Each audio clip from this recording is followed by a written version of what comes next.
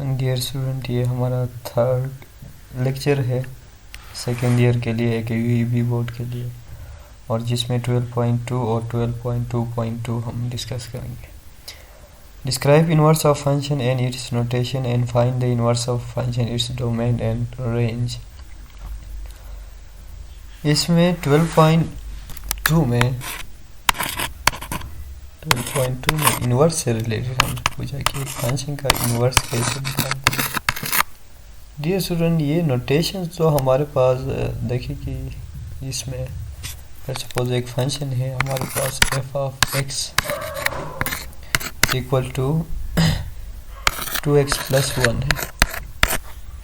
जब इनवर्स निकालते हैं तो इसके ऊपर एक -1 लिखते हैं क्योंकि उस फंक्शन का इनवर्स कहलाता है। ये नोटेशन है बेसिकली। अब फंक्शन में इनवर्स होता क्या है कि लेट्स सपोज ये आपके पास x सेट है, ये आपके पास एक y सेट है। फंक्शन जब अप्लाई आप करते हैं x पे तो आप y पे पहुंचते हैं। इसी तरह जब आप y पे दोबारा से आप इनवर्स लगाते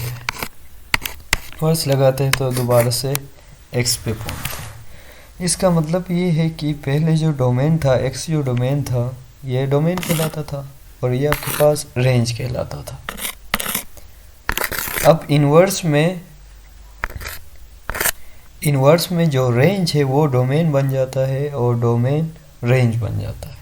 एक तो ये कॉन्सेप्ट है without finding the inverse find the domain और रेंज का पूछते हैं कि आपने इनवर्स निकाले बगैर डोमेन और रेंज बता देना होता है। तो उसमें जो रेंज है फंक्शन का वो डोमेन बन जाता है और फंक्शन का जो रेंज है वो डोमेन बन जाता है और फंक्शन का डोमेन है वो रेंज, जबकि रेंज डोमेन बनता है।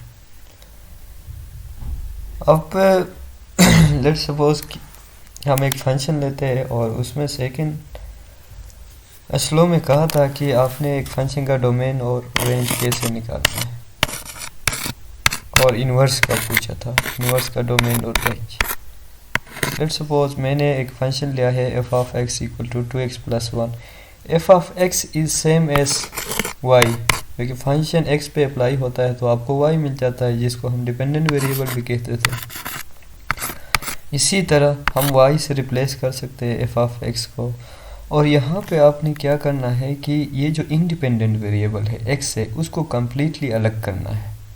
सो फिर मैं 1 इस साइड पे ले आऊँगा, y minus 1 equal to 2x and then 2 divide में जाएगा x। और पिछले स्टेप में मैंने बताया था कि अब f इनवर्स y पे अगर हम अप्लाई करते हैं तो वो किस पे पहुँचते हैं, x पे पहुँचते हैं। इसका मतलब ये है कि इस x को मैं रिप्लेस कर सकता हूँ, x को मैं रिप्लेस कर सकता हूँ f inverse applied on y, then replace y with x। अब लास्ट स्टेप ये है कि जहाँ पे y है उसको आपने x से रिप्लेस करना है ताकि हमारा जो फंक्शन था वो x में था, तो ये उस फंक्शन का इनवर्स कहलाता है। लेट्स सपोज एक और हम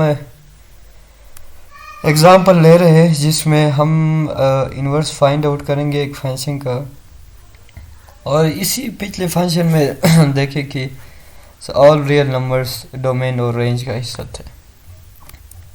अब मैं फंक्शन थोड़ा सा f of x equal to x square plus 1 कर रहा हूँ, y equal to x square plus 1, y f of x को y से रिप्लेस करना, y minus 1 equal to x square.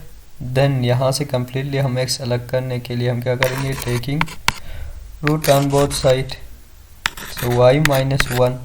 अब ये जो x था इसको हम कैसे रिप्लेस करते थे, f इनवर्स अप्लाई कर रहा हूँ y पे तो वो आपको दे देता है y minus 1। Then f inverse apply on function y को x से आपने रिप्लेस करना है और यहाँ पे देखिए कि यहाँ y है उसको x से रिप्लेस करें। उस फंक्शन का इन्वर्स ये है। अब थोड़ा सा फंक्शन मज़ीद हम चेंज कर रहे हैं। Let suppose f of x equal to 2x plus 5 divide by 3। So y हम यहाँ पे रखेंगे। f of x is same as y 2x plus 5 divide by 3 cross multiply होगा 3y equal to 2x plus 5 then 5 इधर minus होगा 3y से और फिर जो 2 है वो डिवाइड में चला जाएगा। 3y minus 5 divide by 2 is equal to x। It means 3y minus 5 divide by 2 equal to f inverse apply on y। जब f इनवर्स y पे अप्लाई करते हैं तो हम x पे पहुँचते हैं, तो x को मैं रिप्लेस कर सकता हूँ f inverse of y।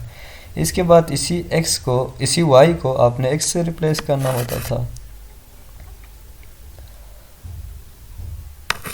x minus y f inverse of x। तो ये किसी फंक्शन के इन्वर्स निकालने के लिए मेथड है। आपने सबसे पहले अगर y में गिवन है, डिपेंडेंट वेरिएबल में गिवन है तो ठीक, नहीं तो आपने f ऑफ x को y से रिप्लेस करना है।